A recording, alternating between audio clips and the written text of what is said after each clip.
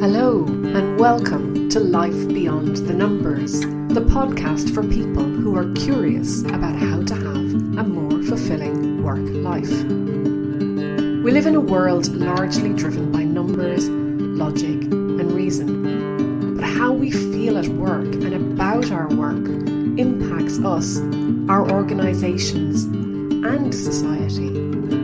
There is a relationship between the numbers of our organisations and the life beyond the numbers.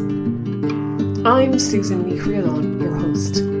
I've lived and worked in many countries. I've met people who love what they do and people who don't, people who bring their full selves to work and people who won't. But one thing that I've learned that is common to us all is that we are all unique and have unique experiences. And it's helpful to know that there are others who think like we do, or have had struggles too, or have gone where we want to go, or can show us things we didn't know. So join me and my guests as we place a lens on the human side of work life by sharing insights, stories and strategies to inspire you to let your uniqueness shine through.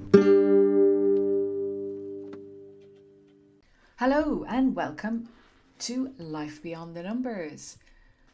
Some of you may have noticed that there wasn't an episode released a week ago. That would have been the last week in January. And the reason for that is that my world got turned upside down a little bit a couple of weeks ago, and that of my family, when my mom, who's 77, and my aunt, who's 82, their sisters, were involved in a car accident. They're both in hospital at the moment. They're still in hospital. And yeah, life is a bit of a roller coaster at present. I've been back in Ireland with my brother and my sister and my dad and my uncle as well. And I got back to Oxford earlier this week. I'm finding it a little difficult to focus on anything and just taking every day as it comes. I suppose there's a tension as well between throwing myself into work and just being busy and looking after myself properly, because we've all had quite a shock, and I suppose a lot of adrenaline was released while we were back home. We've had amazing support, from friends, neighbours, family, incredible outpouring of support, which is always amazing and reminds you of what's important in life. I'm sure many of you have gone through similar situations, and there's a feeling of helplessness as well, of what can I really do here? And, the staff in the hospital are amazing, and we are lucky that my mother and my aunt are being well taken care of. They also had a fabulous sense of humour. They were calling them Thelma and Louise. And even last week, my dad visited one day and he couldn't remember the room my mom was in and my aunt, and he said, where are Thelma and Louise? And they were able to tell him. So humour is also very important for tension release when it comes to times like this. I don't know what the next few weeks have in store. I would love to be back broadcasting on a weekly basis, but let's see. So please bear with me if there isn't an episode released in the coming weeks. And I'm sure before long, everybody will be healthy and well, and we'll be back to normal, in inverted commas. So this week, I'm putting out an episode from the archives, episode 32, Serial Entrepreneur with Kevin Ashley. This originally went out in March 2021, so it's almost 2 years ago already, and it's a really popular episode. So if you have heard it before, you never know, you might learn something new listening to it again. And if you haven't heard it before, I think you'll really enjoy it. Wishing you all the very best wherever you are in the world, and I hope that the next few weeks will be good ones for us all. Today, I am delighted to be joined by Kevin Ashley, all the way out in California. Kevin, you're very welcome to Life Beyond the Numbers. Thank you, Susan. Pleasure to be here. Great. Well, Kevin, coffee is one of my favourite things. And there are plenty of lengths I'll go to have a decent cup of coffee. But I'm not sure I would ever go to the lengths you went to. Want to tell me about that? My love affair with coffee probably started in Berkeley, California, back when I was a recent college graduate and trying to save money for a trip to Africa. And I discovered a place called Pete's Coffee, which was one of the early roasters of coffee in the Bay Area. And I used to scrape up my quarters out of the bottom of my seat in my truck and always be able to buy a cup of coffee from Pete's, and just loved it and became addicted to really good roasted coffee. And so when I ended up in Africa, fast forward a few years later, I was always troubled by the ability to find a good cup of coffee in a place where the coffee was grown.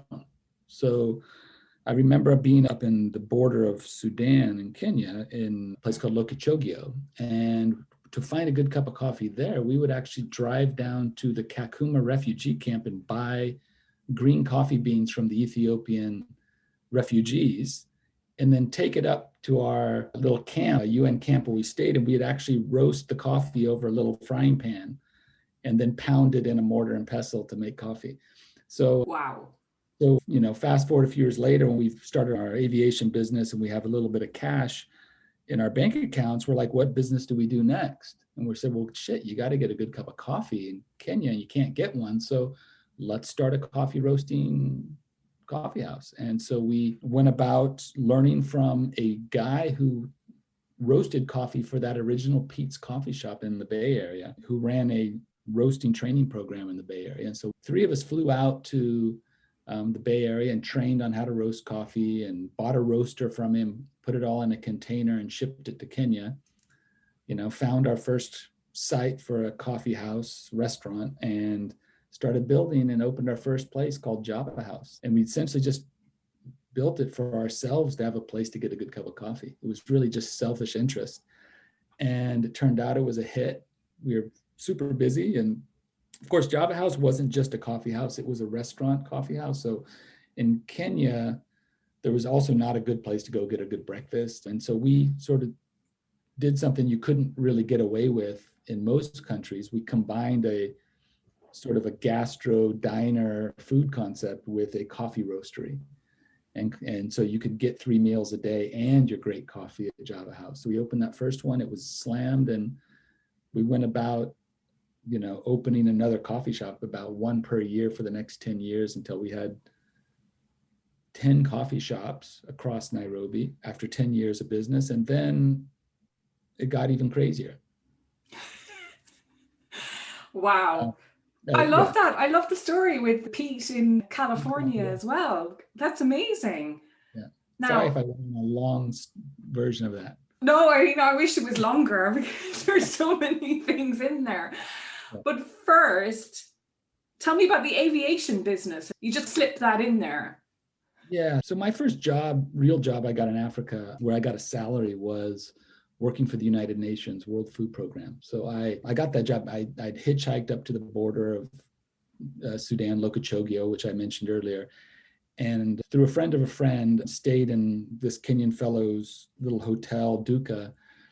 And he introduced me to the different organizations at the border operating the Operation Lifeline Sudan. Mentioned to me about the World Food Program was the right place to go. I waited about a week until a Frenchman named Jean-Luc Sablot showed up for his visit from Nairobi, and I did my pitch to him to give me a job. And 2 months later, he gave me a job. And that job enabled me to then go into Sudan, work in almost every region of South Sudan, doing food drop, receiving airdrops of food, distributing food, leading convoys up to the Ethiopian border area, and learning about logistics of aviation. And so a year into that, I decided I was done, because I had about 2 months in a severely impacted area of Bahr Ghazal. And this was in 1994, where I had people dying at every food distribution. The people didn't have the strength to carry a 50 kilogram bag. And I'm like, I'm done. I don't want to have nightmares the rest of my life for this. And then the French guy promoted me to, they said, we don't want to lose you. You're going to be our new coordinator, liaison officer. So I suddenly became the guy at the base telling other food monitors where they're going to work and then deciding where all the planes went to distribute food. So I became highly involved in the air operation for the UN. I was like the guy deciding where all the big planes went all over the place. And I was only 28 years old at the time, and I was previously unemployed backpacker. It was kind of an interesting turn of events. And it was so fast forward from there, I ended up working in the Nuba Mountains because I left the UN. I didn't really want to just do food relief. I wanted to help communities and do community development. So I left the food relief behind, joined Christian Aid, which is a UK charity. I was an advisor to the Nuba Mountains Relief Organization, which was a relief wing of the rebels fighting against the Bashir government at the time. And so my job was to help build capacity for them executing on their mission of bringing relief and rehabilitation to the people of Nuba Mountains. So I did that for some time, and then got involved in trying to help set up the air operation or the air bridge into Nuba. And in the process, met a crazy Texan pilot who flew a couple planes up to Nuba for us, crashed his plane, and then later came back to me in 98 and said, hey, I found a plane I want to buy. Do you want to pitch in on it? And so me and my housemates in Nairobi, literally, we were 4 different people living in one house. We all pitched our money in towards this airplane and built what was called 748 Air Services. And that plane worked in Congo, bringing the Rwandese people, that had fled Rwanda after the genocide, and needed that we were bringing Rwandese refugees back to Rwanda. Basically, the women and children of I think they were called the Banyamulenge, were they? I'm trying to remember the name of the guys that were killing Tutsis. Brought them back into Rwanda and then later to Somalia. All this time, I was still a relief worker in Sudan, so I couldn't be involved in running the aviation business until we eventually needed the plane to do a flight in Nuba. That's when this true conflict of interest came in, where I had to quit all my relief jobs and become an aviation executive and run an aviation business. And so we went from 1 plane to about 10 planes over the course of the next 2-3 years, paid all the planes off, had a few plane crashes here and there.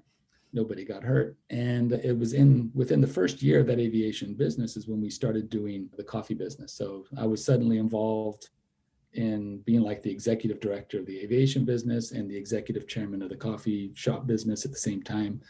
So I was suddenly this serial entrepreneur. It was crazy. Yeah, and both of them took off, for want of a better pun. They did. I spent time in Nairobi and lived there, and Java House was it was always an eclectic mix of people. You had the locals, tourists, and expats. It just worked. Everybody gelled together. And I wonder even if it was one of the first places for remote working. Yeah. Because people used to sit there on their laptop. Yeah, exactly. Well, yeah, we put in the Wi-Fi and everyone said, so we need to figure out how to charge people for the Wi-Fi. And I said, no, because then if we charge them, then we're accountable for the quality of the Wi-Fi. Just give it free, right? Just give it free, because we don't want our wait staff to be tech people. So let's just make sure we try to keep it on all the time. And then at the same time, let's not define to the customer what our business is. Let the customer define what the business is to them. So if someone wants to come for a cup of coffee at lunch hour, sit in one of our best booths that would normally feed 4 people in a busy lunch rush, and they want to just be on their laptop with a cup of coffee, that's okay. Because that person might come back for dinner and actually sit in that booth for 4 people and eat dinner. So we found ourselves allowing a lot of slacker sort of freelancer people just to kind of like use the Java as their hub. And yeah, you're right. It did actually become a home away from home and an office, temporary office for a lot of people. Mm-hmm. And the food took off as well, because I don't think there was McDonald's or anything like that, but what you served was definitely more upmarket and probably more nutritious, but maybe not to the taste of Kenyan people before this? Yeah, so we were exotic to the local clientele, but we were also something dearly missed by the people who wanted a good breakfast or a burger or a burrito or something like that. So, but you've mentioning the locals, that was huge for us, is to understand the strategy around them, because when we first opened, there was a lot of, historical racism that was deeply and institutionally embedded in the Kenyan psyche, in the restaurant experience in Kenya. And so as the founders of the restaurant, we, some of us were married, some of us had girlfriends who were African, some of us, but all of us worked in relief and development and were passionate about developing Africa. So suddenly we're in this industry that would have these customers, some of them white settlers, the people from the what they call Kenya cowboys from Karen and these places, and they would come and expect to be treated special. And then you had also the Americans who overtipped, right? And so that suddenly created a problem. So you suddenly had this situation where you had this demand of special treatment and then people paying tips, where the local customer, Kenyan customer, who would come into Java House would feel like they're being neglected. So we literally had to reverse train our staff and say, what do you do if a African family and a white family sits down at the exact same time? Who do you serve first? The African family. And help understand why that's important, because I said our future of our company and the Kenya we want to live in depends on serving that African family, so they get to feel and appreciate the middle class experience of going out to a restaurant. But we had to fight for 2, 3, 4 years against this mentality of special treatment, and also a lot of people who would misread that they thought they were being mistreated by the staff. And sometimes our staff were playing favorites to get the better tips. So it was hard for us to build this into a true African brand. So anyway, sorry for that story. No, that's really interesting. And it is a true African brand for sure, but also staffed by Africans mainly. What was it like building your management team? So it's hard. I mean, going from anyone who's built a scalable business that is like, multiple boxes of the same concept, right, will always say that it was harder to go from one shop to 5 than to go from 5 to 15, right? And a lot of that is just building skills amongst your leadership team, and then generating enough money to be able to afford expertise. I did a training exercise with our Kenyan staff one time to have everybody raise their hand who grew up eating in a restaurant. No one, right? So here you're starting from zero, where no one's worked in a restaurant, or like no one's actually eaten in a restaurant before. So what we had to do is say, okay, but how do you treat a person when they come in your home? Oh, well, first thing you do is you welcome them. You give them the best seat in the house. You bring them a cup of tea. You bring them a plate, and you make them feel as much at home as you possibly can. I said, great. That's what we do in a restaurant. So, and that's how we built it, really, is taking advantage of the inherently amazing African hospitality and letting people just be themselves with our customers. And then slowly add skills, technical skills, as we grew from that. But customers are very forgiving when the service is good and people are kind, right? So that was kind of how we started, and it grew from there. But the core was taking advantage of the core goodness in African people as great hosts and people. So yeah, that welcome. Yeah. It's incredible, absolutely. And then quality, how do you maintain quality as you grew as well? Because no matter which Java house you went to, you always got the same. That was always something that was remarkable, I think. You could order whatever it was in one and it will taste exactly the same in the next. Yes. Well, a lot of it had to do with, it was harder when we had the first, let's say 10 to 15 restaurants, right? Because the first 10 to 15, every store had its own chef, its own supply chain of things being delivered to it. And it was only when we actually built a commissary, which is a centralized facility for, let's say, we could do a sauce, or we could marinate the steak, or we could produce the standardized burger patties with one source of quality meat. And then it became more of how to finish and like how to cook the burger on site, rather than each chef having to be someone who's into logistics of procuring all the food and dealing with suppliers. We kind of took that out of the purview of the chef, and it became sort of a centralized function. That helped a lot. But a big thing about building on the quality was through growth. And this is one of the great successes of Java is we set up how to, again, people are coming into Java with very little skills. So first thing you want to do is you want to get good people on the HR side. So this is really an HR story. So we start by, I used to personally go through every CV. And this is, remember, we got to a size where we were 65 restaurants with 2,000 employees. Whoa. Right? So even when we were almost near that size, I was going through the CVs, and I had a threshold, right, of what what their grades had to be. They had to be smart, right? And they had to be hospitable. And then when they came to the interview, they had to have a good reason why they needed that job. It wasn't because their parents wanted them out of the house. It had to be because they had a brother who couldn't go to school unless they made money to help that brother. And so once they came in, most of them started as dishwashers. But in that 3 months as a dishwasher, they got to observe the operations of the rest of the restaurant. And so whenever I would go and visit one of our restaurants, I would always go straight to the dishwashing area. And people would always go, why are you talking to the dishwashers and you're not talking to the managers? Because I wanted to instill in them a dream. So I'd go into the dishwasher and say, hey, how long have you been at Java? They'd say, oh, I've been here a month. Great. So what are you training to be next? They're like, oh, I'm training to be a barista. Great. I'm training to be a chef or cook. I'm training to be a wait staff. And so we built that from the second they arrived. They already had a plan. They could see a trajectory where their salary as a wait staff just starts going up exponentially as they jump up the ladder.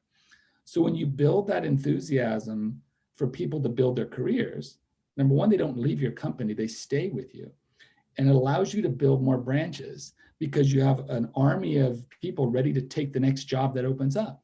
And so that allowed our whole scale of Java succeeded by really paying and taking care of our staff, number one, making sure every year their lives got better, right? Either through promotions or just raises. We gave every position a raise every year, no matter what. And then giving things like medical cover, pension, all these things that give people peace of mind so they could focus on their work. And that allowed us to grow, right? That was the secret. And so quality becomes easier to maintain when people are happy, right? Totally. But the financial security or the security isn't the only thing that keeps people happy, though. I think there's probably more to it. Like what you said about speaking to the guy who's washing the dishes, the minute you come in the store, you treat people with respect. Yeah, absolutely. It's respect, but it's also how does an individual embrace their day, right? So a lot of people think it's about showing up, right? And so we used to try to help our staff. We used to try to help them understand that when you're at work, you're actually there to serve a bigger thing than yourself. And your job is part of this package. But if you're going to be here for 8 hours, might as well do your best. Might as well figure out what winning looks like in this position in this restaurant. So what does winning look like for a barista, right?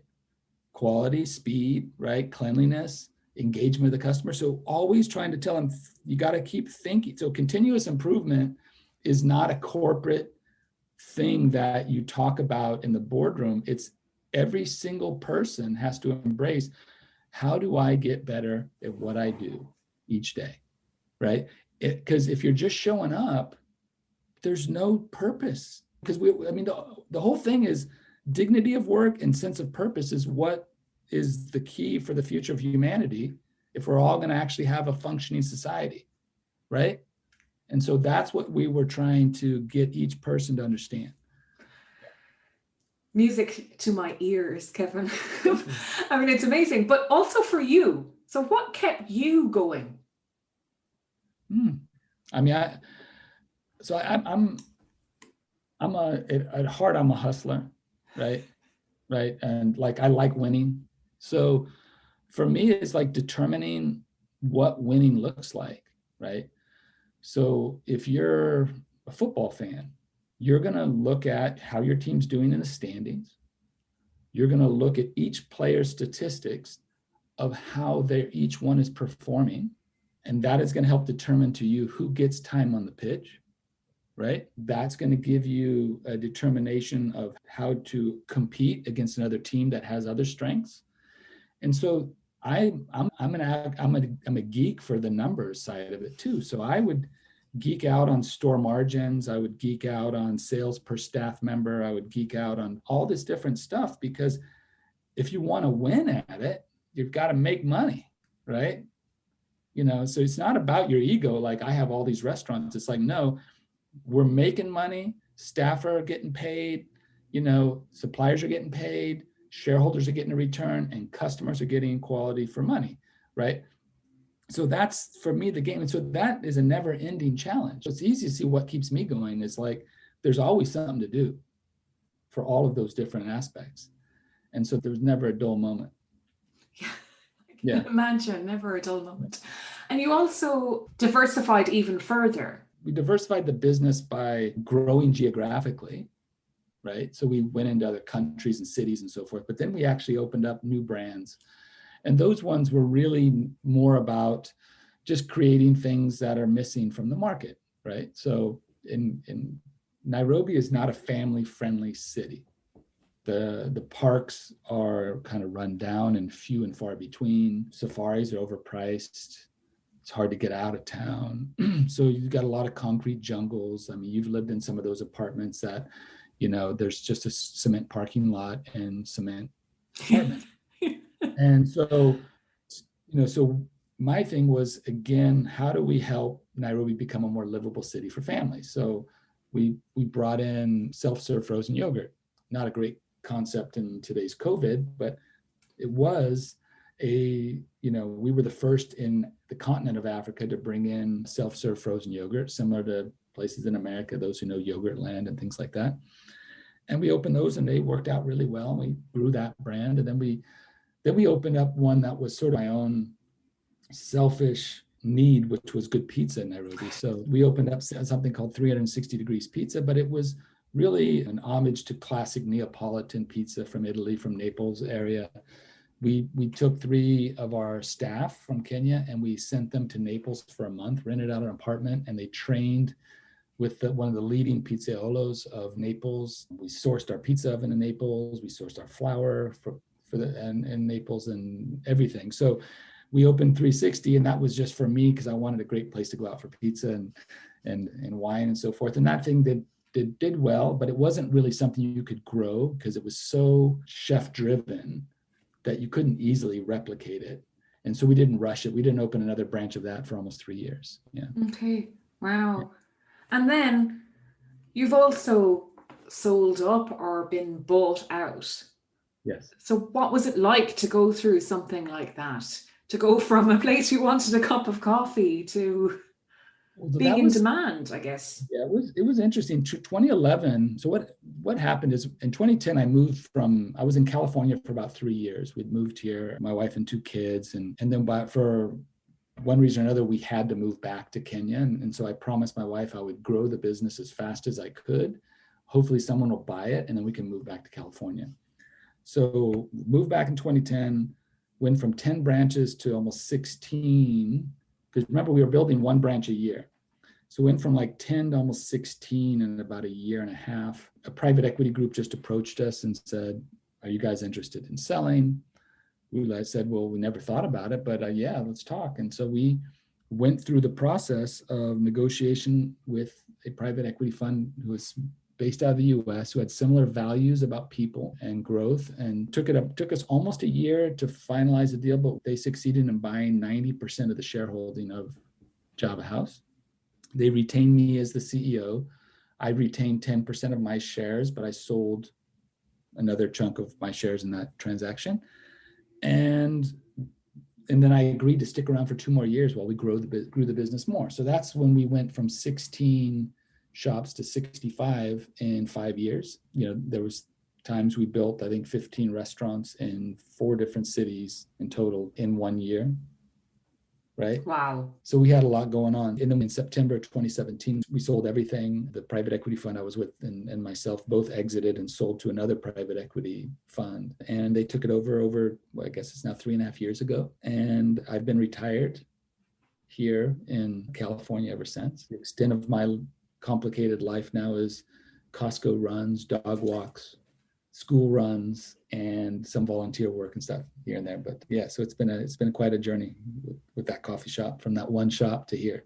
So. It sure has. And I think you've earned the right to rest a bit, Kevin. I'm getting a bit tired even like trying to comprehend what it was like. That growth, that exponential growth in those couple of years must have been stressful. Very, yeah. Yeah, and weighed on you personally as well as just your life, I guess. Yeah. And so I suppose, Kevin, you said you were a bit of a hustler, but is there more to the mindset of an entrepreneur? What's the secret to entrepreneurship in your opinion? Well, to give you an idea, I never even though I got a business degree from Pepperdine University in California in December 87. And it was really because my dad thought I should get a business degree. I wanted to be a child psychologist. That's what I thought I wanted to do. Who knows? But, I didn't really, there was no one studied entrepreneurship at business school in the 80s, right? I didn't even know what it really was. I'd heard the word, so I didn't really know what it was. All I knew was that the coffee sucked in Nairobi, right? And so we can figure this out, right? And let's not think we're experts. Let's always continuously try to understand what's best practice in this business we're in, right? So from a technical point of view, from a business point of view. So you need to have the willingness to continuously learn and remain open, and then be willing to pivot. And this is where I see a lot of people fail so often, is they fixate on a framework of what success looks like to them. And when they come up to a blocking point, they don't know how to just pivot and change. When in fact, that's the key, is just remaining flexible and go, oh, okay, I guess we didn't predict that. We just got to do this then. And I think a lot of times that was the key for me to be successful, is to be flexible and not always have a rigid idea of how this is all going to play out, right? I told my wife we'd only be there a short time. We ended up being there 6 years, right? Unfortunately, but she saw that we need to do that as well. But I think it's you gotta have a passionate purpose beyond want to get rich, because that was never the thing. Because if the money side of something is on the front of your mind, I find it really hard to imagine a young entrepreneur with that at the front of their mind. Because if I look back at myself, there was a lot of total ignorance that was our saving grace, right? If I knew then what I know now, I would have probably been hamstrung and fearful of doing some of the crazy shit we were doing, right? That was just plain stupid, right? But that was, I think that was part of the magic, right? Was that ignorance and just going for it. And people respected that. And so when you see these overly polished brands that come out and they're like, oh, we're just a mom and pop shop, but you could tell you could see the big money behind them. You can tell there's private equity money behind them. This is a play that they're going to try to grow this thing and then spin it off and sell it. It's like, you can already see they've overthought it. And the actual organic soul of it is not even there. Right? The hunger. Yeah, it's like, where's that? So you gotta have that. And so I really don't know the answer. Every entrepreneur's story is different, but that's mine. Yeah. Yeah, and I guess there's a risk and reward story that I hear from you there as well. If you're willing to take risks, yeah, there's a good chance they might not pay off. But if they do, then you'll keep going because you're building momentum. That's right. Yeah. And you also, it kind of helps not having much to lose, right? So if you're going into it where you're still young and you've got energy and you think that, you're not afraid to fail, it helps a lot, right? I mean, now I'm 55. The fear of failure is deeper now, right, than it was then. Back then, the thought of failure didn't even hardly exist. It was just let's just go for this. It'll be fun. It's kind of crazy, isn't it? Because you would think in one way, with all the risks you've taken and that it's paid off, that your appetite would be greater somehow. You would think that, yeah, but for me, it's not. For me now, it's more like, okay, I've managed to achieve a certain thing that's going to ensure that my kids and my grandkids will have some security. Let's not fuck that up. To be frank. I'm sorry to say that, but it's like, why would I take a big risk now when the goal was never about money, right? But I have built enough savings now that I can not have to worry about money. So now it's again, it's purpose, dignity. Those things are still, that's the great challenge of humanity, in my view, is like finding purpose in your work, finding dignity and seeing dignity in other people's work, right? It's important. So yeah, seeing that you're part of something greater. Yeah. Yeah, it is. No, it's vitally important. After the next coffee shop or pizza restaurant or whatever, just doesn't excite me anymore. Yeah, and fair enough. Yeah. But you travel to Africa, I suppose, in the last century now. And things have changed utterly in that time. And you must have seen an incredible amount of growth and development in the cities and places you visited. What things strike you most, Kevin, in the last 20, 30 years? Well, the thing that's struck me the most is how quickly Africa moved from being, I'll talk about East Africa, and moved from being what many people think lost in the sort of dark ages, mired in a post-colonial identity crisis, where do we go from here, et cetera, to the dawning of technology and information, and watching how that gets embraced by young people in Africa and how creative they are with it, has without a doubt been the greatest miracle and change in Kenya. My wife's mother, who lives up country in Kenya, she can get someone to send her, $10 or 20 pounds over the phone in seconds. And they've been doing that for 10 years, right? I mean, we just started doing that in America a couple years ago, really, right? So they've been ahead of much of the rest of the world because of their creativity and their hustle as well. So I think the challenge for Africa will remain that issue around dignity, because as people get, agriculture used to provide that sense of dignity for many people. It was really not probably dignified feeling and purposeful feeling, because it still remains hard work, but it gave people something to do. And now many people have gone to the cities, they have good educations, and that dignified job isn't there. That remains the great challenge for Kenya and East Africa, is how do they keep those restless masses of educated young people happy as they try to find dignity and meaning in their day-to-day lives. Wow, that's a big challenge to a lot of the world, I think, even where we are at this particular point, because unemployment is probably rising again, and it's often the young who are at a disadvantage until the economies pick up again. Absolutely. I mean, there is something unique though about Africa, is that people don't wallow in self-pity the way they do in the West. People kind of get on with it and have fun and party and make the most of every day and laugh despite the difficulties. And I think there's a lot to learn from that. So I think they're maybe better suited than the young people of the West to navigate some of these difficulties. It's just the leaders need to reciprocate and really lead and make some difficult but necessary decisions for the citizens. So. Fantastic.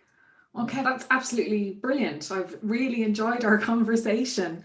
And as you're retired, I'm not going to ask how people connect with you, but they can certainly read all about Java House and what you've been up to over the years if they'd like to, and visit a Java House even and drink some coffee, even if you're just transiting through Nairobi Airport. Exactly. Absolutely. So thank you so much for your time today. You're most welcome. It's been fun to dig some of the old stories out of the closet that I haven't dusted off for a while. And you know, it's really exciting to participate in this and to see what you're trying to do to just kind of engage people with some of the more important issues of our time around work and purpose. Brilliant. Thanks, Kevin. You're welcome. Thank you. Thank you so much for listening. I hope you've enjoyed the paths we traversed on today's episode. If something rang through for you, be sure to let me know. Or maybe you can share this with someone in your life who would benefit from listening too. And if you enjoy helping others, I'd be so grateful if you would leave a review, so that people who might also be curious about their own life beyond the numbers can discover this podcast too.